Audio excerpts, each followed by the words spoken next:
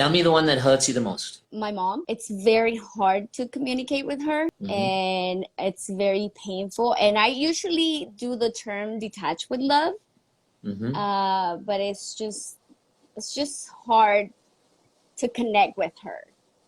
Okay. Let me ask you a few questions. You said it's hard to connect with her, but that sounds like something that's deeper, which is saying that I also feel rejected when she can't connect with me. Yes, absolutely. Right? That's exactly how I feel. Are you and your mom, like, are you trying to work through your relationship? Or? Yes. Okay. And are you trying to like reconnect after a while, after a long period of time? Yes. Okay. This may challenge you, Okay. but it also may expose you to a part of yourself that you may not be really aware about. Okay. Okay. What is your relationship like with your dad? Let me ask you. Well, that's where the bad relation or the poor relationship comes from, because there's no dad in the picture, and that has been my trying to connect with her. So there's a lot of pain in the story, like there's no dad in the picture, there's no name, there's a lot. And so I've been trying to find information, and through time, I'm about to be 40, and there was a period of time in my life where I kind of let go of that pain, apparently, and then just live my life. But I know it's still deep down there, because I want to forgive her, but I'm just not understanding. You know what I mean? You use a really beautiful word, and I'll come back full circle to that word. Okay. But let's talk about when you were young. I would say you identify as a woman, right? Yes. And so as a woman, you have very strong feminine energy. For a developing girl child, or for the developing feminine, it is extremely important to have a strong role model male figure, or a masculine energy, which helps guide you, because this is how we understand complementary energies of the masculine and the feminine. It's how you understand who you are and how you can expect relationships with men later on in your life as well, based on the masculine energy you were exposed to. Now, here's the crazy thing. If you don't have, like you didn't have an available father, unfortunately, which I can tell you is the case of so many people who are in my audience, whether it's emotionally unavailable fathers or actually just physically not even around, it now does two things. One is, as the developing girl child, you kind of have this hole of where am I going to get this kind of masculine energy from, this like healthy masculine energy from. But it does something even bigger, which is your mom now has to be both parents. And so your mom, who naturally could have had the freedom and safety to develop her feminine energy like willy-nilly if she had a strong partner with her, unfortunately has had to become two people. And so not only has she had to become the nurturer, like, the typical feminine nurturing, like loving person, but she had to become the strong authoritarian, the directional person in the family, which meant she probably also had very little energy for herself. Does that make sense to you? Yes, absolutely. Yeah. How many siblings do you have, by the way? We are 7 in total. 7. Yes. And you were all raised just by your mom?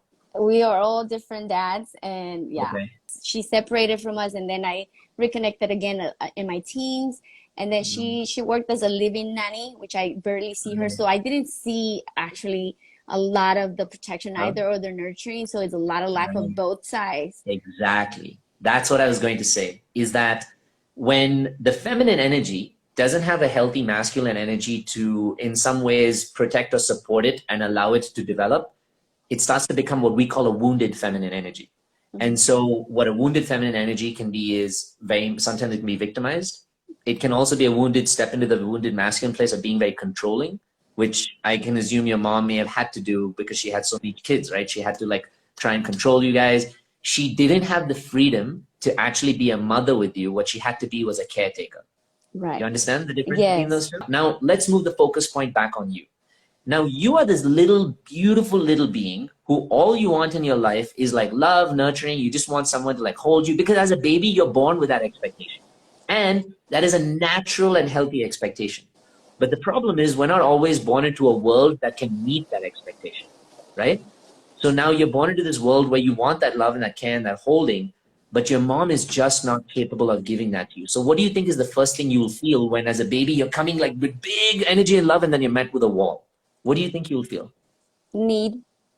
Yeah, you'll also, first you'll feel rejected also. Reject, right? Reject, absolutely. Yeah. And you'll feel like you have this big need in your heart that's just not being met, right? Right. But as a baby, do you understand why? No. Exactly. So all that you see, is that this source of where I should be getting my love from is the one place that's actually shutting me down. What the fuck?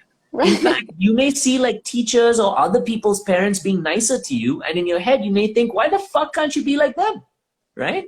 Right. Because unconsciously you're wanting this one person who you want to be the source of your love who's not capable. You don't understand that as a baby, that she's not capable. So here's what happens. You're constantly asking, getting rejected, until a point where your mind is like, fuck you, I'm so angry with you. I've asked you 100 billion times just to love me, and you just can't be able to show up for me. Right. So now you start to build resentment. You start to build resentment for the same person that you wanted to love you. But you're not building resentment towards them because they don't like you.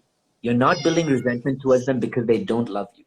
You're building resentment towards them because they were just not capable. Does that make sense? It's like saying, I'm so thirsty. I'm so thirsty and I'm like starved, like, I'm dying of thirst. And where I choose to go to on the planet is to a desert. And I'm constantly going to a desert and I'm saying, I'm thirsty, I want water. But there's like no water. I'm like, give me water, desert. What the fuck is wrong with you? Like, I want water. And I'm choosing, or at that point as a baby, you have no choice. So you're in the desert. So you're hating the desert, but you're not getting any water anyway. You have to recognize that most of your childhood was unfortunately spent in a desert without your choice. It wasn't a space or a family that was healthy, like a grown forest, which was green and not lush, had a lake and all that. It unfortunately was a desert. The more awareness you create about the fact that you are in a desert, the easier it is you will find to understand and forgive that desert. And the easier you will find to be able to build that relationship with that desert and say, hey, you are not what I needed you to be. You are what you were. But now I'm trying to work to see who you actually were and who you actually are. So you see a desert for maybe camels. You start seeing a desert for palm trees. You start seeing a desert for dates. You start seeing, like, date the fruit, not date as in like romantic relationship. Unless there's something I don't know, like there's a genie in the desert, like creating boyfriends that I don't know about. But you start to see the capability of that person you were so attached to. Right. When you start to see the capability of that person you were so attached to, you start to be able to separate them and humanize them. Whereas where we were as babies, or we saw our parents as gods, now as an adult, you start to separate and see the reality of what they can and can't do. Then you start to accept that maybe they weren't gods. Maybe they were just human beings with their own fucked up problems, with their own stories they carried, with their own traumas of failed relationships, having to nurture so many children, not having a supportive or loving enough life themselves. So they gave you only what they could. That's powerful. They only had a small little bit of love that they had for themselves, and they tried their best to give that to you. Even if they didn't try their best to give that to you, that's all that they had. I'm truly saying it because I believe you have the awareness and the capability to receive what I have to give you. The biggest reason you may not be able to fully recognize and love your mom for who she is because you may not have done the work or be able to recognize and love yourself for who you are. That's my biggest struggle. Because I think I'm doing it, but deep down I'm like, there's still some things that I said. Like I said all these affirmations every morning, but there's that belief behind it. There's still a bit of it that it's not fully there to its full potential. So I get it, yes. Let me explain to the neuroscience to you between affirmations and why they don't actually work unless you have a belief around the affirmation. So the mind is divided into two big parts, the conscious and the subconscious. There's also an unconscious, but that's not relevant right now. So the conscious and the subconscious parts of our brain. Okay. The conscious part of our brain is like us talking right now. It's the part where you look in the mirror, you do an affirmation, you write down something. It's the part where you're aware. Your brain waves are actually in a much faster point, like so they're like beta brain waves, where they're not absorbing, they're just reacting. So in this state, I can give you anything. I can teach you something, do whatever, but if you don't take it into your subconscious state, it won't fully be processed. Your subconscious state, which is the state below this, that's where your beliefs actually are. And it's so intelligent of you to say, like, I'm trying the affirmations, but I don't believe it. There's a difference between me saying and trying, and there's a difference between me actually believing, because when you believe, you don't even have to try. What you believe, you act on. Now, the belief is what's in the subconscious, which is the part of our brain that's like, was actually, here's the science of it, your subconscious is almost fully developed by the time you already turn 18.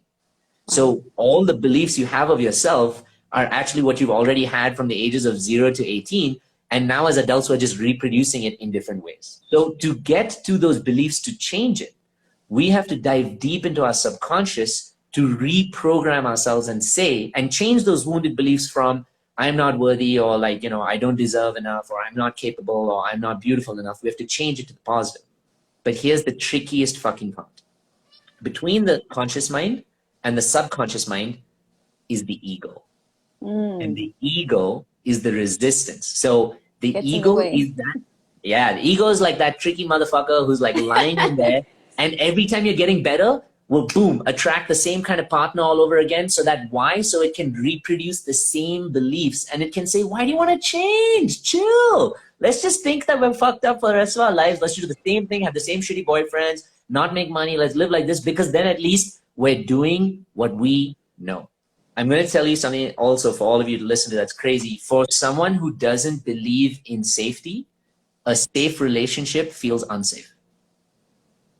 Can you imagine that? For someone who doesn't believe they deserve safety or they deserve love, a safe relationship or a loving relationship seems unsafe and scary because they're not used to it. They're not exposed to it. They don't understand it. They don't believe they deserve it. So they would much rather sabotage themselves and ruin that kind of relationship and then attract a relationship which is dysfunctional again just because they're comfortable. Crazy.